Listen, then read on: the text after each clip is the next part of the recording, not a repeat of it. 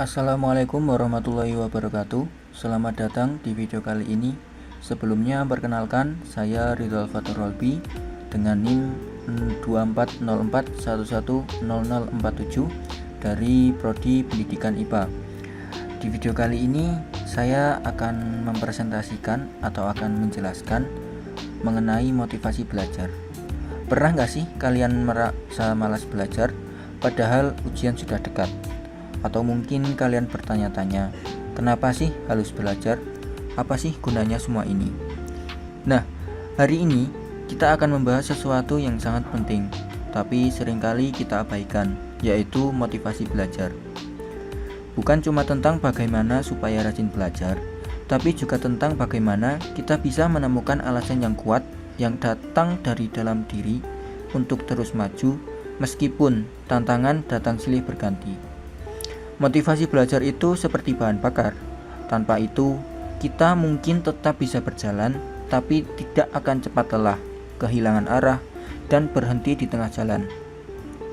Tapi dengan motivasi yang kuat, belajar akan terasa lebih menyenangkan, bermakna, dan paling penting, lebih dekat dengan impian kita. Jadi, pastikan kamu menonton sampai akhir, karena kita akan mengupas tuntas bagaimana motivasi belajar bekerja, apa saja jenis-jenisnya, apa yang mempengaruhinya, dan bagaimana cara meningkatkannya, terutama di era digital yang penuh distraksi seperti sekarang ini. Teman-teman sudah tahu apa belum sih apa itu motivasi belajar? Motivasi belajar adalah salah satu elemen paling penting dalam proses pendidikan. Ia bukan hanya sebagai menjadi dorongan untuk belajar, melainkan pondasi psikologis yang menentukan arah, intensitas, dan ketekunan seseorang dalam menempuh proses belajar mengajar. Di era modern yang serba cepat ini, ketika informasi mudah diakses dan tantangan kehidupan semakin kompleks, motivasi belajar justru semakin krusial untuk dipahami, ditumbuhkan, dan dikembangkan secara menyeluruh. Secara umum, motivasi belajar dapat didefinisikan sebagai keseluruhan daya penggerak dalam diri individu yang menimbulkan kegiatan belajar yang menjamin kelangsungan dari kegiatan belajar tersebut, serta memberi arah pada kegiatan belajar sehingga tujuan yang dikehendaki oleh subjek belajar dapat tercapai. Motivasi belajar ini yang menentukan apakah seseorang akan belajar dengan sungguh-sungguh, setengah hati, atau bahkan enggan belajar sama sekali. Selanjutnya yaitu jenis-jenis motivasi belajar. Motivasi belajar dapat dikategorikan menjadi dua jenis utama, yaitu motivasi intrinsik dan motivasi ekstrinsik. Motivasi intrinsik berasal dari dalam diri seseorang. Hal ini mencakup dorongan untuk belajar karena ingin tahu, karena menyukai materi tersebut, atau karena adanya kepuasan batin saat memahami sesuatu yang baru.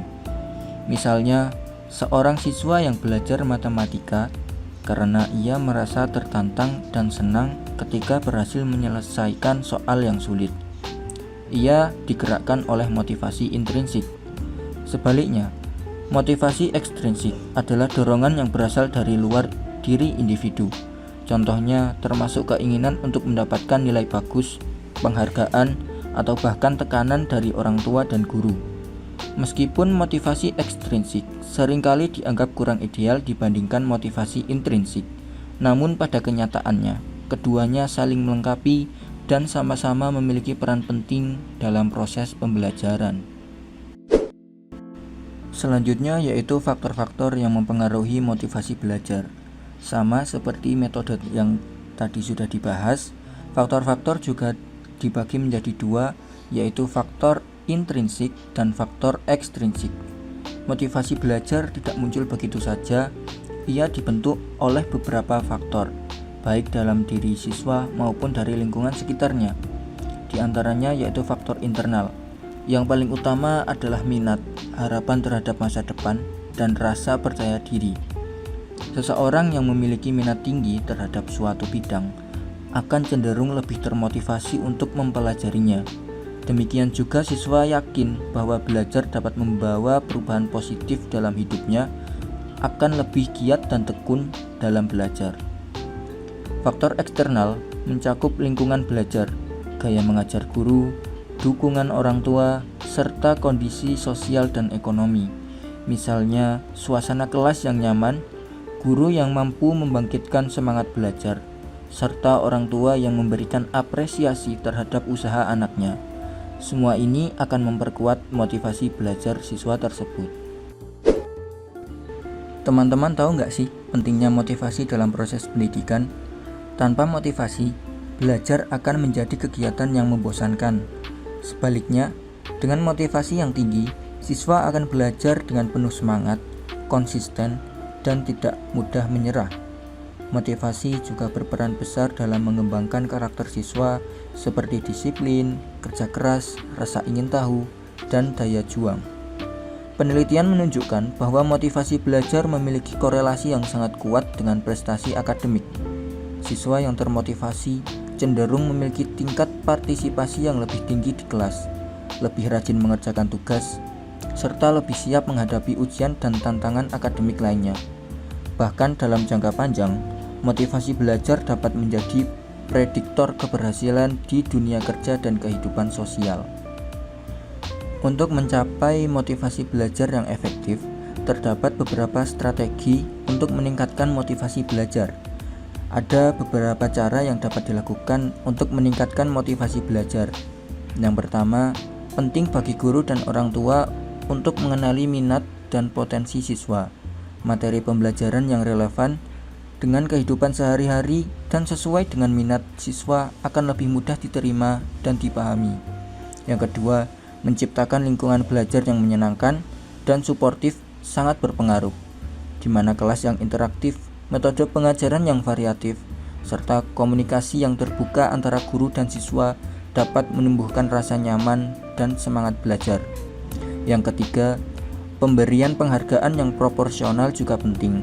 Penghargaan tidak selalu berupa hadiah materi, tetapi bisa berupa pujian, pengakuan, atau bahkan kesempatan untuk mengambil peran yang lebih besar dalam proses pembelajaran.